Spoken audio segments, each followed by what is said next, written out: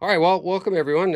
Feel free to use the chat. You can start by just kind of saying where you're from, and we can start off. We can start off right there. I just want to welcome everyone that's here. And whether you're here live or you're watching the replay, whether you've been to one of these talks before, or you've just found me this week, I just want to say welcome. And I'm really glad that you're here because today is different from the other sessions that we've done. We've talked about the abuse cycle. We've talked about the toxic timeline. We have talked about the drama triangle. That was 2 weeks ago. And those explain, what happened. And today is about something else. Today is about forward movement. Today is about, how do I actually rebuild my life? Right. And for those who don't know me, my name is Markovic, and I've been working in trauma recovery and narcissistic abuse recovery since 2019. And I've worked with over 1,000 clients worldwide. And I've received my narcissistic abuse clinician training from Dr. Ramani. I got trauma informed clinician training from Janina Fisher, DBT training from Lane Pedersen, and hypnotherapy training through Paul McKenna. And over the years, I've worked with clients in crisis, clients in collapse, in confusion. And I've realized something, inside alone doesn't change your life. Learning about narcissism, understanding it, all of those things. Yeah, you can understand trauma bonding, you can understand narcissism, and you can even understand the drama triangle. But it's just like if you don't actually have a roadmap forward, you can get stuck in this state that I call analysis paralysis. So today I am going to walk you through a 7-step roadmap, and it's structured. It's practical. It's predictable, and most importantly, it's cyclical. It's a roadmap that we can go return to again and again and again, because what we're going to realize is that healing isn't linear. It is circular. So just going to check the chat. There we go. Hey, we got a user from Arizona. We got Chandler, Arizona as well. We got 2 people from Arizona. That's really cool. Huh. I think we have a caller here from Alberta, Canada. Welcome. And cool. Well, we'll get started. Let me share my screen so everyone can see. And yeah, and feel free to post your comments here. There we go. Ah, there we go. I'm in it now. How cool is that? I'm glad you guys are finding it. Hey, Lisa, welcome. Where are you calling in from? Ohio. Ohio. Oh, that's awesome. That's awesome. All right. Well, I'm going to take you through this deck that I have. Let me escape it for a second. I'm not going to take you through the whole deck, and anyone who's new, you guys can access this deck after this call. If you're on my email list, it'll probably come out in a day or two. But I am going to share some videos because I actually go through all of this deck through other videos. I'm not going to go through them all today. There's going to be a video that's just on the abuse cycle. And this kind of understands what you're going through and how we get kind of sucked into these loops. This is what happens to us over time, because time is one of those things where everything builds up, and these relationships have a tendency to collapse. And I go into detail over that. And there's also the 8 Fs, and this is the recovery roadmap, just to help you reverse the cycle. Because if we got into the abuse cycle, which is the love bombing, the calm, the tension, and the incident, well, in order to heal, we need to go through it backwards. So we start with whatever the trigger is, we sit in the tension, we find calm, and then eventually we get to the state where we're in post-traumatic growth. And last time we went through this, which is the drama triangle, and this is a very practical way of just dealing with drama in your life right now. And it also has a way of healing, because healing, we need to use the observer, the asserter, and the healer. And again, I will post those links. But today, what we're going to talk about is this. Present. Boom. We're going to talk about the 7-step roadmap. And what this is it's a daily practice, and it's for helping people just heal, grow, and just return to yourself, right? And it's actually is more than just a roadmap to recovery, because it's also a roadmap to healing, and it's also a roadmap to whatever your calling is, whatever it is that you're looking for. Hopefully this is, and this reactions thing doesn't want to go away. Technology, gotta love it. Um, and if you use the roadmap and you need to use it repeatedly, it'll take you wherever it is that you're needing to go. It'll give you peace, it'll give you purpose, it'll give you creativity, it'll give you freedom, and a new beginning. And it starts with clarity, and then it circles back through action. And you can use this roadmap again and again. And a lot of people just they create roadmaps for their day. They create roadmaps for their week. They create roadmaps for their year, and all of those things are important. So because the whole thing is life is going to throw us curveballs all the time, and it's our job to kind of figure out what that is. But step number one, I would suggest writing this down, and even as we're going through this, if it helps, just to make notes for yourself, because it's something that you're going to come back to. Before we even start, it's just like we need to understand what you really want. Right. And here's the whole thing is like so many of us have been stuck in these toxic dynamics for long periods of time that we put other people's needs ahead of ours. And when we're going to go through this healing process and this recovery process, well, we need to just figure out what it is that we want. And that takes time. And the only thing we need to do is start by asking that question. What is it that I want? Right? And the whole thing is before you even do that, you have to awaken just like a version of yourself. You can call it the awakened self, or the healed self, or higher self. It has many names for it. And ask yourself that big question, right?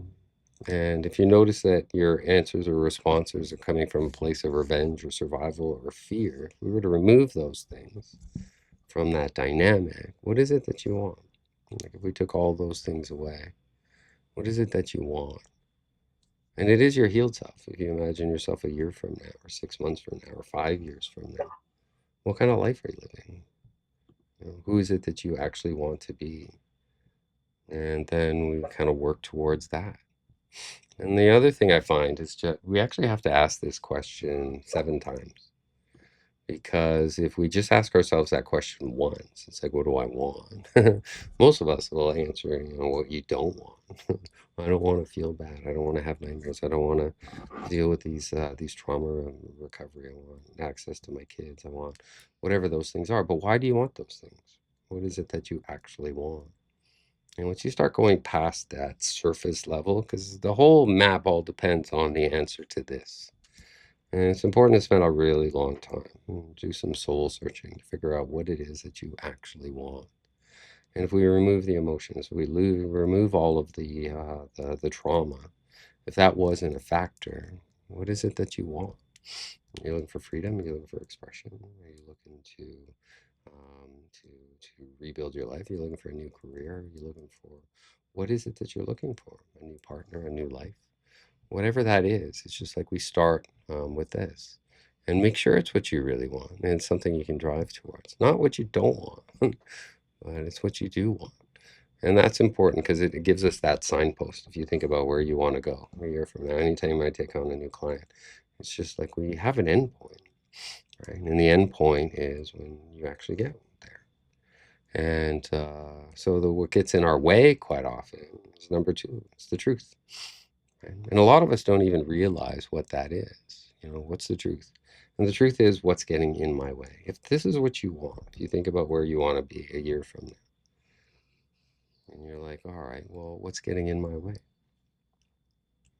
And if you actually stop to think about that and go past the surface level, just past the surface level and just kind of go deeper, You could say, what's blocking me, right?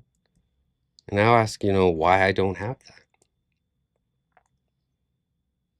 And just take a moment and just kind of reflect on that.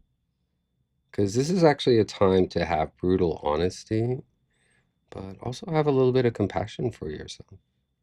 So we need to figure out what the roadblocks are. And then it could be for a lot of us, it's trauma. Some of us, it's PTSD. Some of us, anxiety. Some of us is fear. Some of us, because, we can become financially dependent in these situations. And it is money is getting in our way. And is there a belief that's attached to that? Is the belief like, I don't deserve this? Or, I made these mistakes, I must suffer forever? What is it? Or is it just because somebody beat me down so much that my mind got so scrambled that I don't think I'm, even good enough or deserve to have a beautiful life, right? Just write it down. Every single excuse that you have, write it down. Put it down into number two, right? Every doubt, every obstacle. And just be brutally honest with yourself. What's actually getting in the way? Because what you're going to realize is these things are not your enemy. They're actually your teachers. And then number three, it's just like if you know what you want, if you envision a future where you're living, and it could be not just who you were before all of this happened, but it's just like who you were meant to be. And you figure out what's getting in your way, what are the obstacles that are getting in your way. And you have to commit to a plan, right? Because our minds will give us these little windows of clarity every so often. If we're in that higher self, we're in that awakened self, and then we actually see what's getting in our way, and we have to commit to something, to actually do something while we know that this is what we want, while we're on this path, because doubt is going to come back, right? There's a study, a Queen study that was done, which is like 80% of our thoughts are negative, right? So if we can just kind of create that little bit of space, that little gap, we have to commit to something. And that means insight without action. It's just a nice idea. How many times have we had these ideas that we put on post-it notes and we never actually execute them? Right? It's actually committing to something because momentum fades. But if we kind of make a move while we have a little bit of momentum, then things change. And that could be, book a session, find out about the support programs that I have. Or it could be researching more. It could be, learning things, getting support, signing up for a class, learning about recovery tools. There's all sorts of different things online that can help with trauma recovery and integration. And it's also doing something because, it's no longer an option. You're not giving yourself the option to continue the path that you're on. You're making a conscious decision. This was me. This is what I went through. Absolutely. But it's not me for long. And if I'm going to do something about it, then I'm going to commit to something. Because we have to make that little moment, that commitment that's real, a little note saying that this is real. And then after we commit to a plan, what's next? Everything that you wrote in number two, all the problems that are there. And some of them are going to take months, and some of them might even take a year or two to kind of work through. But you have to remember what your goal is. Where do you want to be a year from now? And, in order to do that, in order to slay those obstacles, everything that you wrote down, everything that's getting in the way of your dream life, it's just like, yeah, okay, well, we have to actually work through those. We can't just snap our fingers and imagine that we're in that place. That's fantasy. In this world, we have to work for it. We have to move towards it. Right? And we do that by removing BS. Right? And slaying all the obstacles isn't about doing more. It doesn't mean trying harder. It just means confronting the BS. In this case, it's an acronym for belief systems. What do I believe about myself? Or I'm not good enough, or these things happen to me for a reason, or this trauma is going to keep me where I'm stuck all the time. Right? Those are the belief systems, and those are the things that kind of keep us stuck. That's a handbrake. It's kind of stuck in one place. And a lot of things that I hear is just like, it's too late for me, or no one will ever love me, or that I'm broken and this is just how I am now. Right? No, none of those are true. Those are all belief systems. And we all have them. We all have brains that are negatively biased.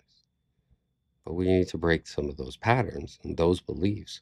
And they're always transplanted because you weren't born with them. If you actually think about how you were born, right? If you think about a baby, 6 months old, you were once a 6 months old baby, right? And if the baby isn't hungry, if it isn't teething, isn't uncomfortable, a diaper isn't wet, or it isn't uncomfortable, what's its natural state?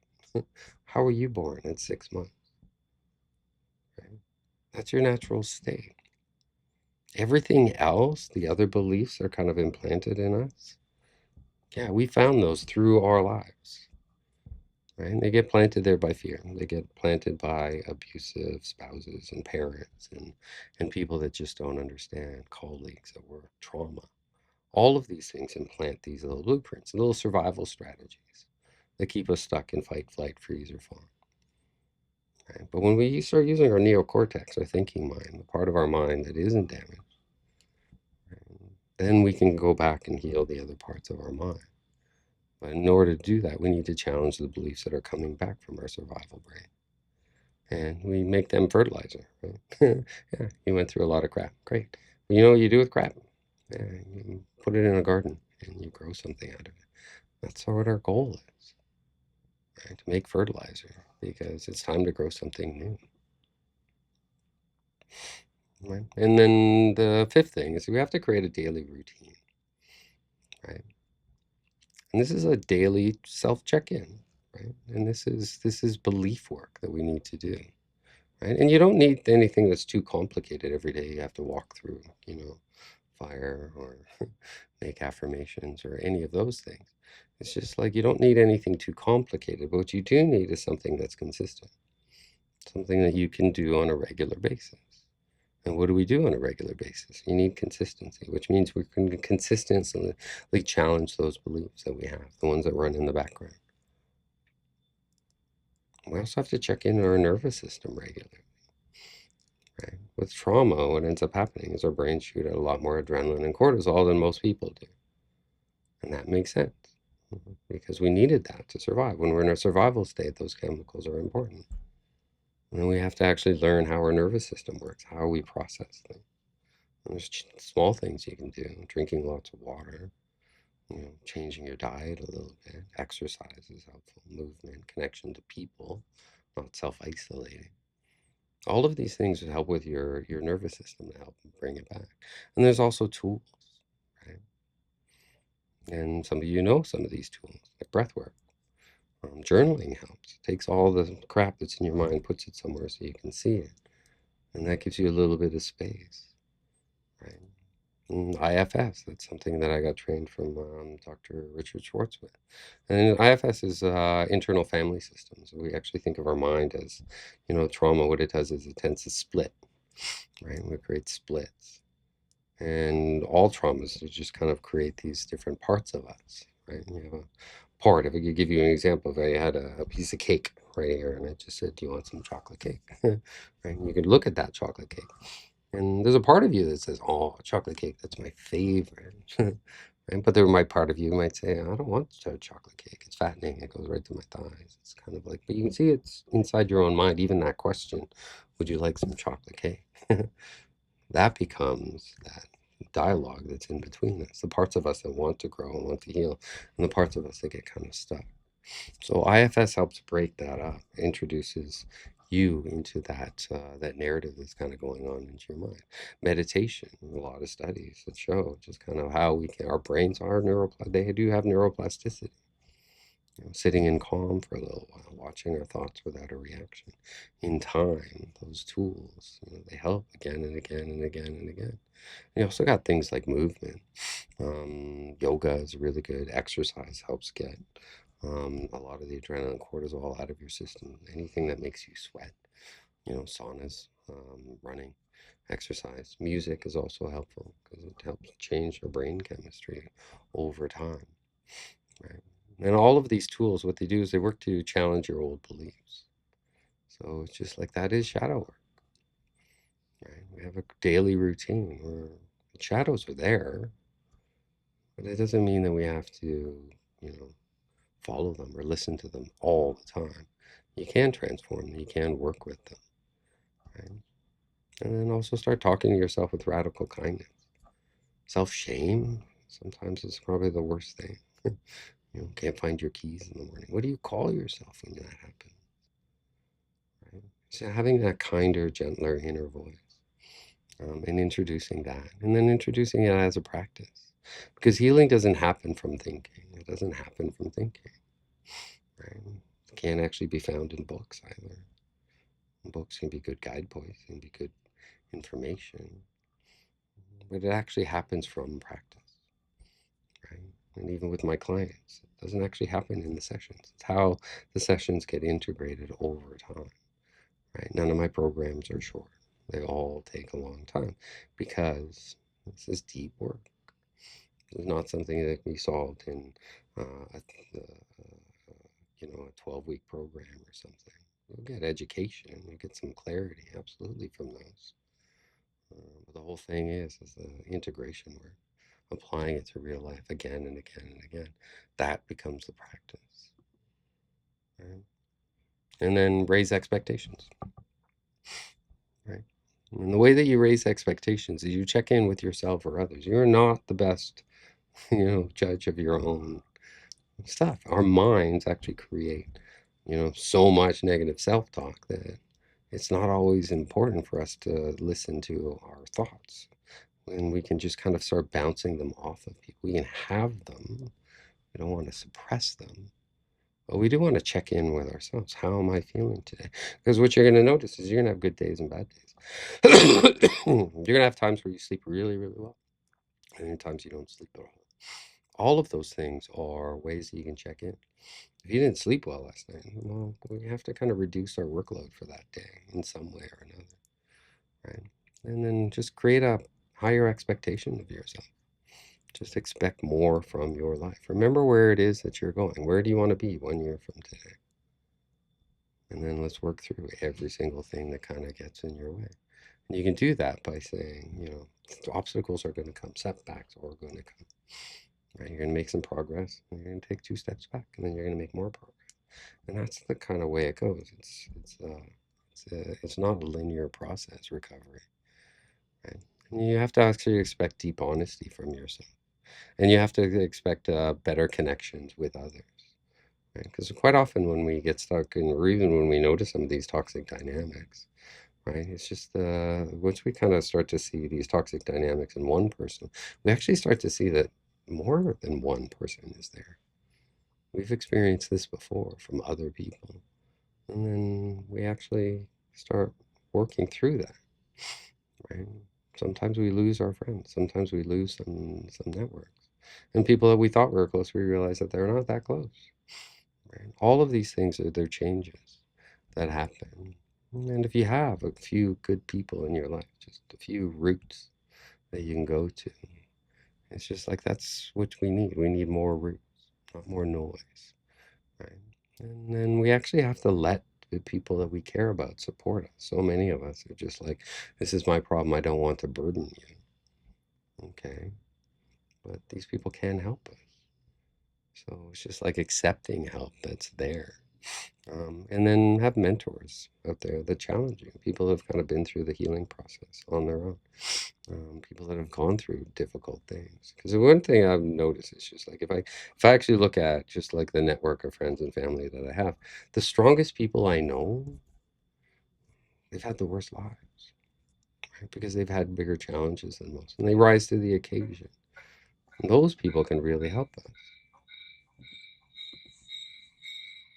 Try to mute.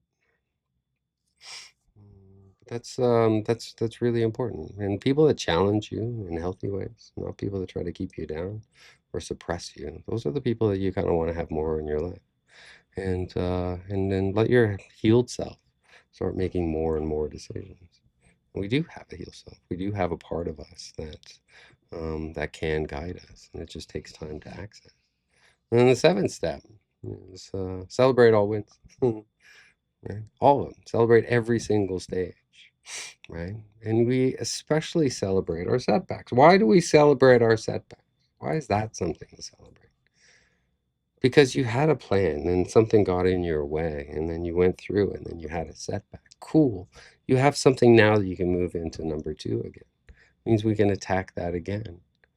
It's a win. Celebrating our setbacks is a win. Cool. Now I know more. When I first was working through this, I didn't know this, and this, and now I do because I went through the process, and that's where I got stuck the second time. Okay, good. And something, and you would go to bed, you can label that as a win. You went to work, that's a win, right? You felt something instead of numbing, didn't avoid something. You let emotions flow through you. That's a major win. Especially with intense emotions. Someone else, we just have to keep them bottled up, or we don't even know what we're feeling. That's also a trauma response. Because even a setback is a win because you have new information. Don't look at setbacks as you're worthless and this is never going to work. Look at this as, hey, this is new information. What do I really want? And then head in that direction. Right? So what happens when you hit a wall? What happens when you get stuck? You go back to number 1. Is this what I really want? And is it? Maybe you refine it. Maybe you remind yourself, yeah, that is what I want. And then cool. You just add something new to number 2 and you go through the process again and again and again and again. Because that's the beauty of this roadmap. Because you don't start over. Every time you go through that roadmap, you get smarter. And getting smarter is what's going to lead us through. Right? And the roadmap is a cycle, just like healing is. Because every time that you return to step number 1, what do I really want? Right? And you come back at it stronger and wiser with more information every time that you go through it. Right? Every time that you face a new fear, something that you were afraid to do, something you were afraid to say, something you were afraid to feel. Right? Great. Now you're not. You're less afraid. And you could do it again. And you've learned more about what's getting in the way. Every time you have a setback, you learn more about what's getting in the way. And maybe sometimes you got to go back to your tools. Sometimes you go back to the basics. And there's tools earlier in the stack that can be really helpful. And the whole thing is that you challenge your shadows. You're learning to live with them instead of having them control you. Right? And you're processing more and more of your trauma. I can keep in mind, it is layers. We're just kind of peeling them away. And then our brains are segmented. So it's just like we're peeling layers from different parts of our mind. We're creating new neural pathways that kind of need to that work around some of these traumas in time. And every cycle that you go through the roadmap, you're moving forward. And you're doing it with more and more intention. Every single time you have more experience. Right? It was the first time that you walked. You just decided one day, I'm going to walk. No, you crawled first. And you stood, and then you fell on your face. You got back up, and then you fell on your face again. You just would say, hey, I'm never going to walk again. I'm just going to be one of those babies who doesn't walk. No. You get back up. You don't know the secret to success in life? Just get back up one more time and you fall. That's it. One more time. Right? And then every side is a roadmap. You're going in there with more and more intention, more and more experience. And you just keep going at it. And yeah, this is something I want to take you through as well because, with trauma, and especially complex trauma, because whenever we're talking about interpersonal dynamics here, we are talking about a complex trauma. This isn't one event. If it was one event, it's just like, okay, we can deal with it. But we are dealing with complex trauma. It's multiple events, things that have happened again and again, and they end up affecting our belief systems. They attack the core of who we are. Our own identity starts to get erased. And once we start opening that up again, we're like, oh, all right. But before we can even go into the recovery process, there's 3 stages that we need to go through. Right? And it's like what has happened before the healing can even start, before we can even make that commitment to take that step. Healing from narcissistic abuse is not quick. Right? I wish I could just say, oh, you just need to watch this 20-minute video or listen to this 12-minute song, or maybe go to this retreat for a weekend. I wish it was that easy. But healing, it's not quick and it's not easy. It takes time. And it takes energy and it takes persistence. These wounds happened over time. Healing also happens over time. And that requires persistence. And in that persistence, you develop resilience. And most of all, it just takes readiness. Right? because that's why before any real recovery can even begin, you have to move through these three crucial stages. And these are the moments that flip the switch from surviving to transforming, right? And these skills are life skills that I wish we would have learned at a very young age. But quite often it's just like have to learn these things through the school of hard knocks, actually going through it, right? And truthfully, these are places where most people get stuck. And a lot of people just get stuck in number one, and they can be stuck here in a really, really long time because, one, they don't even recognize a problem, right? If there isn't a problem, then, a lot of people is just like, we call these toxic abuse dynamics, and we don't even know that they're toxic. Once you're in them, how do you know that it's toxic? You have to be in it for a while until you realize what it is, and that cycle of abuse that happens. It doesn't start off at the worst possible state. You think of the worst thing that's ever happened to you, right? It's just like, yeah, look at that relationship dynamic. The worst thing that partner has ever done to you. Yeah. If they had done that when you first met them, would there even be a relationship? No. Why? Because there's a grooming process that happens in order for us to take more and more levels of abuse. And that takes time. In order to reverse the cycles, that also takes time. We have to realize that this is bad. Am I pining for somebody? Am I ruminating too much? Any of those things. Is it that bad? And for many of us, we don't even know that we're being abused in the time. We don't even know what narcissism was. And the stage is actually about clarity. It's about naming what happened. That's what gaslighting is. How many people had to Google that? Right? Emotional manipulation, cycles of idealization and devaluation. These are all manipulation strategies. And then complex trauma symptoms, the flashbacks, the night sweats, waking up at 3 o'clock in the morning. These are all very complex symptoms of trauma. And there's also that moment of self erasure. When you're a caretaker to somebody who's emotionally unstable and you need to regulate them to survive, then that kind of changes your identity, right? And then your nervous system just burns out, right? Which means in the healing process, we can't run a marathon after we've run a marathon. We need to kind of slow down. Our nervous system needs time to heal, needs time to recoup. And once you name it, you can begin to work with it. But until then, your system will just keep coping as best as it can, right? We'll stay on those cycles because that's what we're used to. And we just keep managing the symptoms, right? I feel bad. What is it going to do? Need to sleep? Well, we can take a sleeping pill and that'll solve the problem for a day, right? But it doesn't solve it long term. And then there's the other part, which is make the decision to actually do something, right? This is kind of have to be where we actually hit our limit because nobody wants to do trauma work. Nobody wants to do shadow work, right? The whole thing is like if we don't do it, it's just like an infection that grows underneath the skin. It's like unless we actually go in there and we actually clean up some of that mass, it's just like, yeah, we can keep putting band-aids on stuff. Absolutely. Right? Feeling anxious, what makes me feel good? Watching TV, smoking, drinking, any of those things. But it doesn't change anything. It means you haven't hit your limit. You're learning coping. I can cope with this, as opposed to healing it. And the healing it is the difficult part. And it takes bravery, and it takes courage, and it takes persistence over time, and it takes support. Right? Something is wrong, but it's just like it's not intolerable. I'm still surviving. I'm still waking up every day. Cool.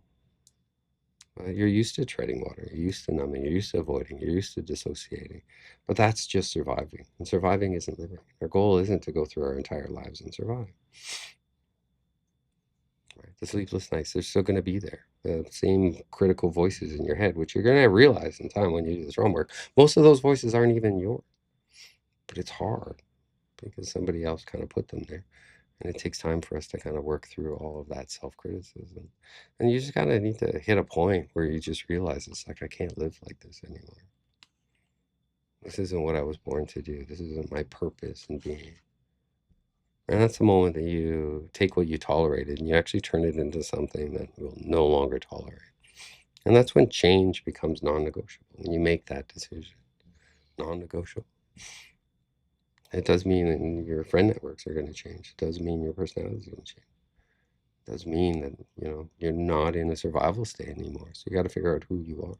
And that goes back to that first question. What is it that I want? You don't have to have it completely figured out, but you have to know what direction that you want to move your life. And that becomes non-negotiable because this step requires courage, because when we decide to heal, we're also choosing to face things that, many of us have spent years just avoiding or not thinking about. And the last one is take action, right? We have these little windows of clarity, and we are going to fall down. We are going to have setbacks. We need to just kind of get back up. We have to decide what we're going to do right now. What am I going to do right now? Okay. First step is the actual path. It could be getting support. It could be joining one of the programs. It could be joining a support group or getting some kind of trauma-informed advice. Or some people benefit from sharing their story in one way or another. And some of us, especially the people pleasers in us, saying no. And it seems like something that's really simple. But for somebody whose identity is about not rocking the boat and lives in a lot of fear, saying no, saying yes, anyone can say yes. Yeah, right? But it's what we say no to that actually defines us. And that takes courage. Right? That takes brand boundaries. That takes a willingness that people are going to be upset. Because it's not about doing, everything right, because these are layers, and layers take time to process. But it is about doing something and committing to something. And if you stay in thinking mode forever and nothing changes, well, okay, I'll wait till it's convenient, wait for the stars to align. And, how many people have thought about writing a book and never wrote a book? Right? It means you actually have to pick up a paper and you have to actually start doing the work. But I will end my share. That sleeping difficulty is common in recovery from narcissistic abuse and high levels of cortisol in your system. Yeah, good. Yeah, and this is a moment to elevate beyond that cortisol explanation, because it's just like it's such a big thing. And living in a survival state, you're going to find that those cortisol levels are always up. Why? Because we have to be hypervigilant. We have to anticipate the needs of others. And, in a strong way, you can respond. You can respond in your own voice, thoughtful, grounded. Sleeping difficulty is absolutely common during recovery. And yes, cortisol is a huge part of that. And the whole reason is partly it's because we've lived in these high conflict or emotionally unsafe environments for a really long time. And if you think about having an emotional system or a nervous system that has to live in that, yeah, so we have elevated stress hormones like cortisol, and that helps us keep vigilant. And that's a protective strategy. And when things actually get quiet, when we actually find safety, our mind will create chaos in itself. And part of it is exactly what Yvette is saying. And sleep is a symptom, is a symptom. Right? It's not a weakness, and it actually comes from conditioning. And sleep does improve. And it's not just when the cortisol drops, but when your safety increases. Because safety isn't just physical; it's like emotional, it's relational, it's all of those things. Camille says regulation delay from no thyroid gland. Healing is slow but happening. Yeah, and that's an important thing, because it's just like a lot of us, especially when we've been living with adrenaline, stress, and cortisol for a really long time, our health is actually going to take effect in many different ways, right? For me, it was a kind of like gut health when you're living in high stress. There's also been studies that link rheumatoid arthritis to decades of living with high cortisol levels, living in stressful jobs or stressful careers, being in stressful environments. And yeah, no one needs that. Here's how you can respond, right? There's a really important layer here to name, because when somebody doesn't have a thyroid gland, it's just like the body's regulation system is already working differently. and thyroid hormones. They affect so many different things, right? They affect metabolism, mood. Is it also temperature regulation? It's been a while since it's somebody I know had a thyroid problem, so that's kind of where I got my knowledge from it. Yeah, but you are going to feel that with those things that kind of hold us back, self-regulation is going to be a bit slower. So let's not push ourselves, right? So don't be afraid to take things slow, because it means that your psychology is part of the equation. Right? At the same time, trauma recovery still follows the same principles, safety, repetition, stability, gradual exposure to calm states. All of those things don't change. The pacing changes, especially when there's medical things involved. And healing absolutely can happen. It's just right, which requires more patience and more consistency. And honestly, it's slow, but it's happening. And remember where that end state is, even with things that get in your way. It's just like, cool, that's getting in your way. That means time and attention needs to be focused towards that. Healing is a journey that takes years. And the biggest key to healing is forgiving yourself for not knowing the signs, emotional manipulation. Forgive your abuser for the trauma that they've been through in their lives, and forgive the family and the friends for people that don't even understand what they're going through. Right. And yeah, that is really good with that. And I agree. It's just like healing is absolutely a journey. It's not linear. It does take time and often takes years. It is layered, and it's not just a weekend reset, right? It's not just I'm going to take a week in Hawaii and I'm going to come back better. It's just like there's all sorts of things that are going on, and there's all sorts of nuances towards forgiveness. For people that need to be forgiven, it's just like we need to forgive ourselves. The most important thing, because that's so important. That's powerful. Self-forgiveness removes shame. Right? You did the best that you could with what you knew. You didn't know what you know. Now you know. Cool. You're actually smarter now because of what you went through, and it allows you to stop replaying what I didn't know at the time, and that's actually really freeing. You know. And the other thing is just like forgiving your abuser isn't always necessary, right, for healing. I got my training through Dr. Ramani, and she's like, you don't have to forgive them, right? Unless it depends on what your definition of healing is or forgiveness is. If your definition of forgiveness is like, all right, I forgive you, come back, move in with me, that's not forgiveness. If forgiveness is, you know, I did things and you did things and we can go our separate ways. I'm not going to let you take up brain space in my mind anymore. I'm not going to let you in either. But I am forgiving you. Then that is the helpful way. Because some people arrive at forgiveness naturally, and other arrive at indifference. Some people arrive at acceptance. The reason I even mention indifference, if you actually think about it, it's like love and hate. They're actually the same sides of a coin. They're very intense emotions. They fill your brain full of chemicals. Right. The opposite of love and hate, is indifference. Right. It's the opposite. Getting to that place, it just allows us to be acceptance, and all three can be healing. But when it comes to like family and friends not understanding, sometimes forgiveness helps, right? Especially when you're talking to older people or parents or other generations, they just don't get it. They don't understand complex trauma in the way that we do, right? The key isn't just forgiveness. It's more than that. It's getting clarity. It's getting self-alignment, right? And you want and self-forgiveness is essential. And forgiving your abuser is optional. What is required is an emotional release. It's not moral generosity. Dissociation happens when the narrative you've given doesn't match your reality. Yeah, and that's the part of the whole cycle where it's just like our brain split. The person that's hurting you is also the person that's causing all this pain, and our mind has to live with both. Live with both. And that's where the cognitive splitting happens. Right? And it's especially weird was around parents, right? Like people that you grew up with when you're really young and you're a baby. It's just like it's like Yeah. It's just like your caregivers, you were born into that. You didn't get a choice. They were there.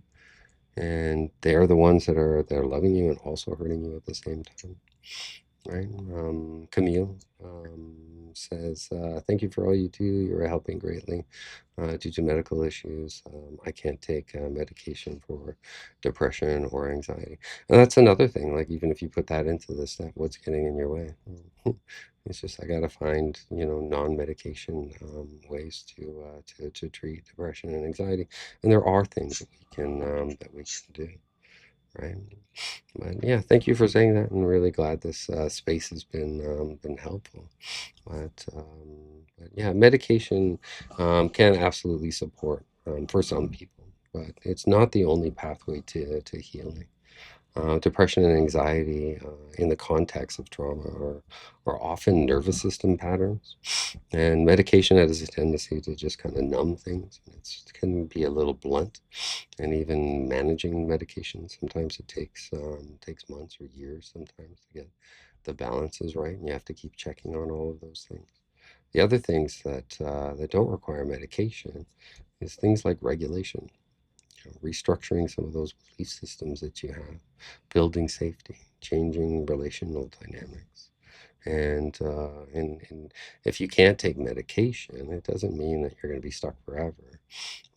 It just means that your path is just more heavily going to be on nervous system work, structured support, and constant practices, and keep doing the work. Because many people can recover completely, without medication. And when they approach healing systematically, that's kind of what happens, right? And even, Bessel van der Kolk, who did the original research, I think, on PTSD and I think it was Prozac, right? It's just like the medication is the problem itself. It's not just chemistry. Medication can help some people, but it's only one of the pathways. The nervous system regulation and structured healing, those become really powerful too. Forgive yourself because they don't care. That's right. Well, it's like they actually don't. They actually don't. And so much of it is um, just us learning just different systems and different just survival strategies. Do we have to excommunicate the narcissist from our lives or heal to move forward? I haven't in therapy with EMDR. Doesn't seem to propel me forward enough yet. EMDR it'll be a repetitive process, and also you got to make sure the practitioner is trauma informed. But EMDR is a very, very powerful tool. Um, doesn't seem to be propelling me forward enough yet. I wonder if hanging on to the culprit, at least communicating lack. Yvette always got great responses. She says, "Yeah, if you stay in contact with a narcissist, they will keep you, suck you into that idealization phase, devaluation, and discard. It is, and that is part of their dynamic. But it's just like we can have partners with and share kids, and that dynamic can't change, right? We do have to find ways of living with them, and it could be a parent, and they're going to be at family functions. So it's just there are different tools and different ways of being through it. And keep in mind, I got my training from Dr. Ramani, who works in that South Asian culture, and they can't get divorced, right? So you can still have a meaningful life and contact with a narcissist, but that meaningful life just changes the interpretation. I hope those answer all the questions that are in the chat. Appreciate you, Jennifer. Yeah, if anyone wants to just kind of go live, you can just raise your hand and unmute yourself, and I'll be happy to chat. And maybe there's something about your experience that's different. I do hope that this information is helpful, and I do want to just kind of reiterate, it's just like it is a process, and the fact that you're all here says that you guys are on this path. You guys are taking the effort. You're learning. You're committing to yourself. Well, you're unmuted, Vet. Vet's always got something really cool to say. I was just going to say during the journey of healing, it's important to be patient with yourself because if you're not patient with yourself, number one, it'll panic your friends and family members. And number two, your healing will be slowed down because if you keep beating yourself up about a situation that you had no knowledge of what the person was like in the beginning, you know, you're re-victimizing yourself. Yeah, you're always that is always so so poignant because yeah, it is that self-patience and that kindness. And the whole thing is many of us haven't actually experienced that. We don't actually have a role model to do that. People have been taking advantage of us for like a really long time, right? Self-patience is actually not optional in recovery. Because you're gonna have good days and you're gonna have bad days. You're gonna have moments where emotions are just gonna kind of leak out of your eyeballs. And if we kind of force them down, or if we try to drug them away, or try to dissociate or disconnect from them, then that integration process doesn't actually flow through the system, right? Because waves of self judgment are going to appear. And being grounded enough and being steady enough and having that self patience. You know, if you beat yourself up and just say, you know, I should have known better, right? Like I miss those signs. Cool, but look at how much research and experts are out there to showing these signs. Because you're not the only one that doesn't know. And the fact that before you knew the signs, you didn't know. Right? That's not your fault. Not your fault. You did the best as you could with what you knew then, but now things are different. You're actually smarter now, and that internal criticism that can come up, yeah, that's its own form of harm.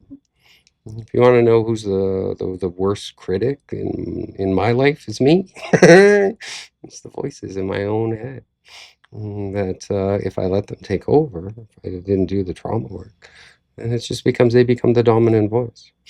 Right? We don't when the panic comes or the PTSD comes or any of those things. It's just like yeah, friends, family, you know, those people that are around you, they can destabilize you. And when you attack yourself on top of all of that, the system goes into threat mode. And one of the other things, and I think Yvette mentioned this in one of the previous talks, but it's just like after these relationships end, it's just like their voice becomes your voice, and you end up being abusive. Right. And a lot of those toxic voices that we hear, they don't actually come from you. Once you start doing the trauma work, I think did some work with Keith and John and Jean, you'll realize that those voices are actually somebody else's voices. Your mind created these little interjects because this situation was dangerous. So your mind created these little interjects that constantly poke that same thing because they don't want it to happen again. But when you can kind of start creating that space, realizing that it's from a part of you that was hurt in the past, that's kind of there wanting to make sure things aren't going to attack you in the present, that's where integration happens. Self blame, it feels productive, right? If you want to get a kid to school, shame them. It'll get them done. It'll get them there fast. Shame them. Right? And if we self shame, yeah, it'll get us to work. It'll get us through this thing. But our nervous system over time, it takes a hit. Accountability is healthy. Self punishment is not healthy. Most people don't see it, you know, in the beginning when they first start this process, because we're so used to those voices playing in the background. We stop and start listening to them and unpacking them. Right? We actually see that, you know, back in the time when those abusive patterns actually hang, what were we actually looking for? You know, in that time, we were actually looking for things like connection. We were looking for things like hope. Right? Why did we connect with somebody that seemed, you know, passionate and seemed to have it all together? We wanted safety. Those are admirable, healthy traits of anyone. And you can't fault yourself for falling in love. You can. Right? Recovery accelerates when you move from, you know, what's wrong with me to, you know, what did I not know yet?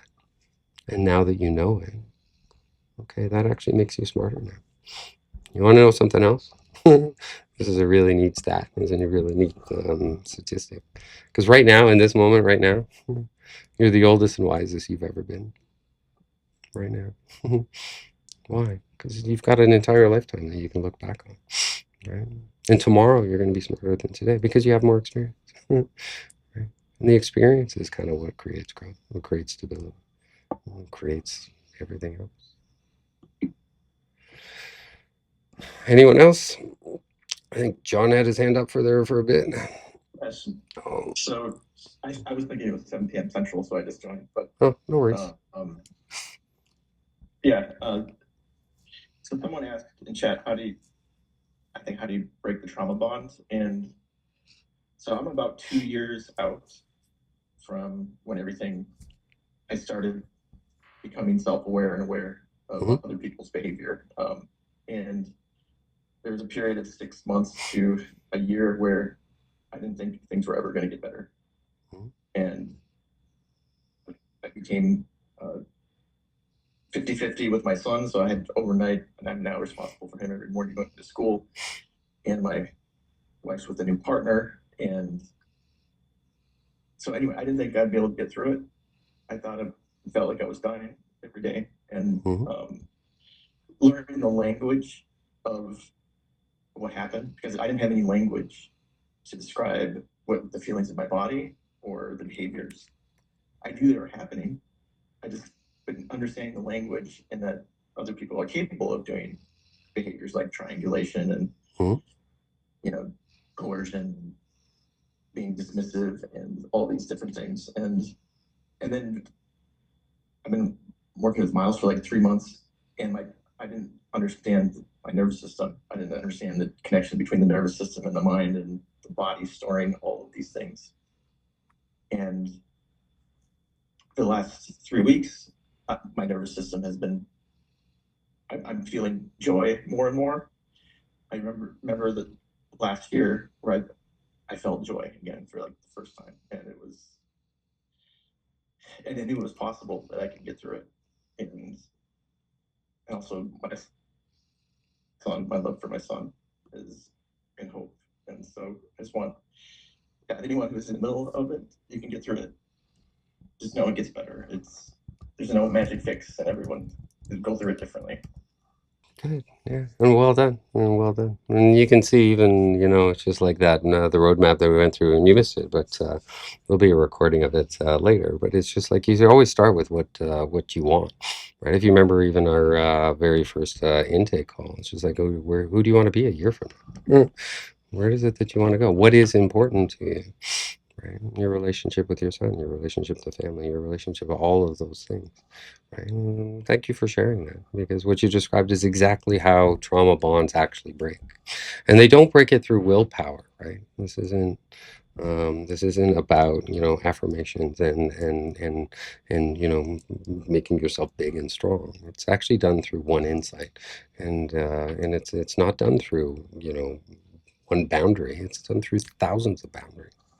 Right. And it's also, you said something that's really important, is that you felt like you were dying every day. That's what trauma bond actually feels like when it's withdrawing, right? And it's not heartbreak. I wouldn't call it heartbreak, and maybe your experience is different than mine. I call that like a nervous system detox. It's just your system is running on really is like rocket fuel for a really long time, and then our nervous system just kind of goes into this mass detox. And when attachment is ripped away after, especially manipulation and triangulation, coercion, all of those things, it's looking at what your body actually does, how your body actually interprets threats. Right? It doesn't feel like you're missing somebody. It just feels like a survival panic might be one way of describing it. You also said something else that matters. Right? You didn't have the language, right? Most people don't, because we didn't need it. We didn't need it. And honestly, if I didn't know anything about this, my life would probably be fine, because I never needed to learn it. But unfortunately, life kind of brought us in different ways, right? And the confusion starts to reduce. And the turning point, actually, what you're going to notice is the turning point is actually not dramatic. It's not one big massive breakthrough. It's like boom, I'm walking out of the fire, and then the explosions behind you, right? It's actually not. It's actually very subtle. It's the first morning that you wake up and your panic is 5% lower. That's healing. that's what it actually feels like. And it's the first time that joy shows up unexpectedly, or you laugh, or you just connect with a friend, or you set a boundary at work or at home or with family, right? Trauma bonds, they don't snap. They actually weaken with consistency, with structure, and with nervous system regulation. Working on your nervous system first is what's going to break through all of those things. The answer is actually not in the mind. Right? We use the mind to work through it all, but it's actually, creating distance from reactivation, which means boundaries. Language and education helps with just interpretation. Nervous system regulation is really important. Surviving that withdrawal phase. Right? Those are really important. Rebuilding your identity outside the relationship. Good. Keith has his hand up. Go ahead, Keith. How you doing, man?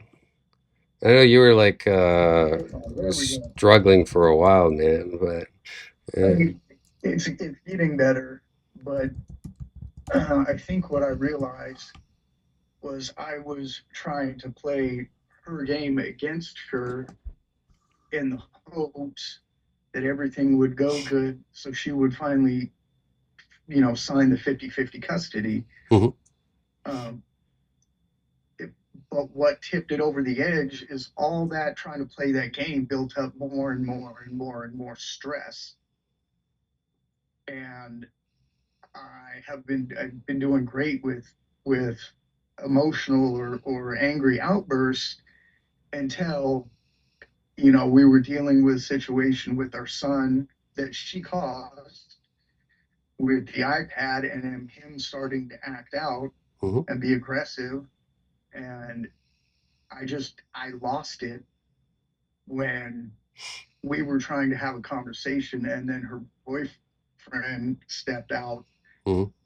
And I just saw red. I Mhm. just saw red. Mhm. And it almost turned into a physical situation, but it did end up with a police report being made Mhm. against me. Mhm. And I I don't know how to overcome that. Like, I don't want to play the game. I don't want to play a game with her. I don't. Mhm. Um, I've gotten paperwork, getting it all set up for the court to ask for 50-50 custody, and also uh, primary care, primary parent, because she makes just poor decisions, Mhm. and you can see it in her other children. Yeah. And I'm struggling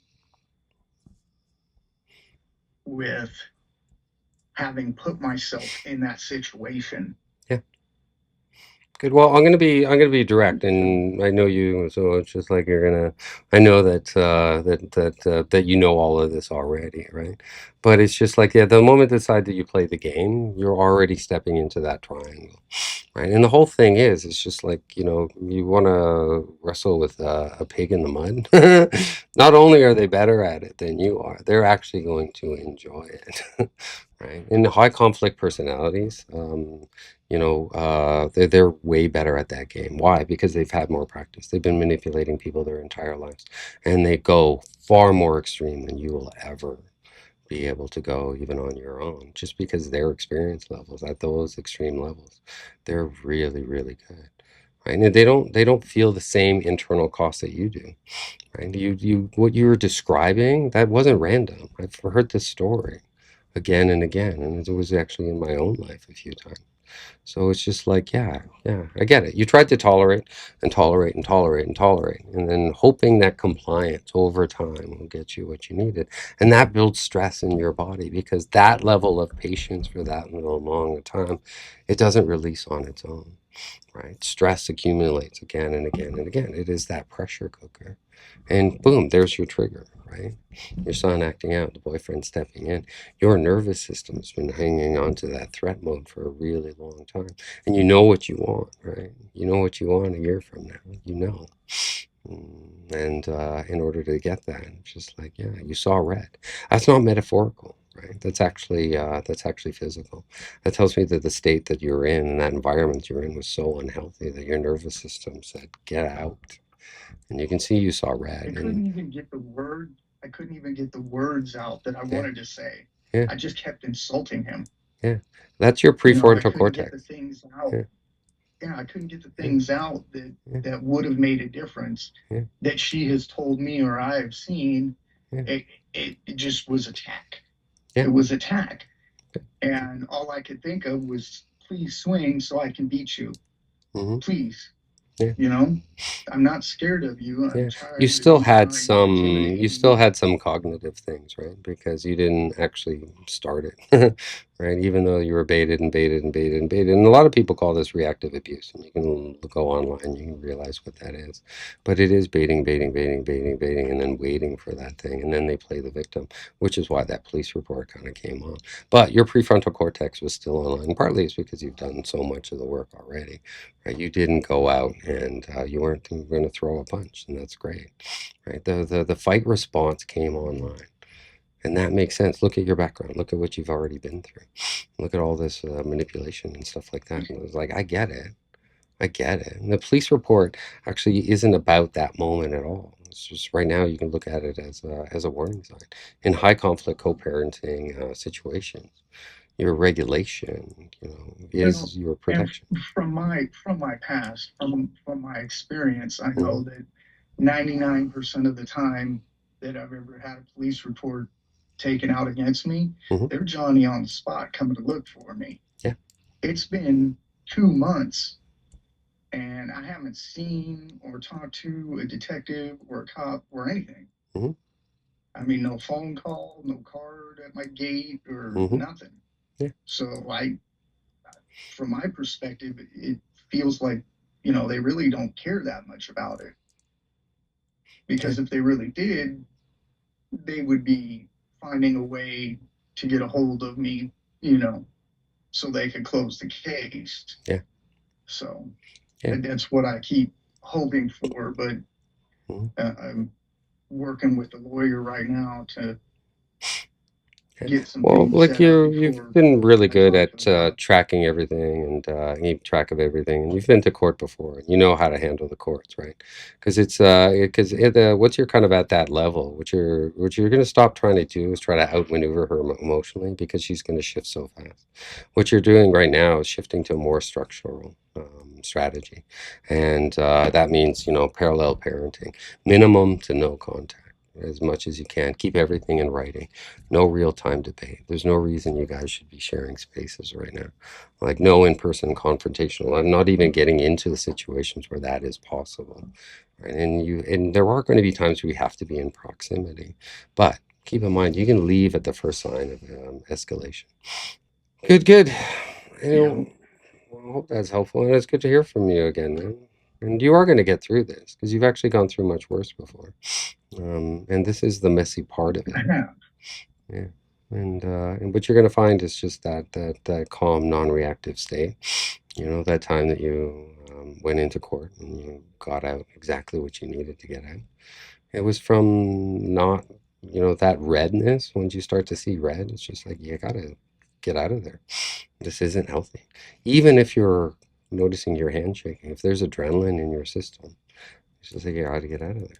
And, right now there's nothing to react to, right? And that's the whole thing. It's just like you can imagine things, and then your mind is going to go into those things. Imagining is the same as doing it. Until there's actually something for you to react to, don't react. Right now is a window where you can work on your nervous system. But look at you back into my calendar. I'll get Darrell to reach out to you, and we'll set something up.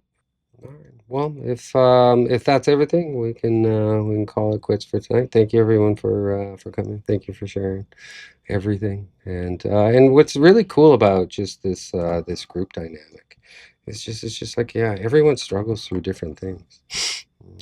But what you're going to look at yourself, if you project yourself forward, where you're going to be a year from now or 5 years from now, or any of those things. It's just like right now, it may seem like we're swimming over our heads and things are just unbearable. But it also forces you to just find that deeper strength inside you. And we will be continuing on in 2 weeks. And I'm going to put the link to my calendar. Well, this is actually Darl's calendar in the chat window. So feel free to just click on that. I'd click on that if you want to get something, because at the end of this call, that link is going to disappear. So you can just kind of leave it open and find a time slot, and we'll get you a consultation. We'll talk you through what the program actually involves, and it does take time, but yeah, you can see the progress it does get made, right? So yeah. So and what I really also like about this is like we didn't talk about diagnosing anyone, right? It wasn't about labels or X's. It wasn't about winning or losing, but especially what Keith was talking about is being able to label the patterns, and walking through those trauma bonds, because trauma bonds are very, very complex, and we will get sucked into the drama triangle. We will get baited into conflict, and sometimes we will take the bait. The whole thing is noticing it, labeling it earlier, stepping back out of it. And then, the ruptures that happen are going to happen. The repairs, for me, in my mind, are far more important, right? It's like, yeah, we were conditioned.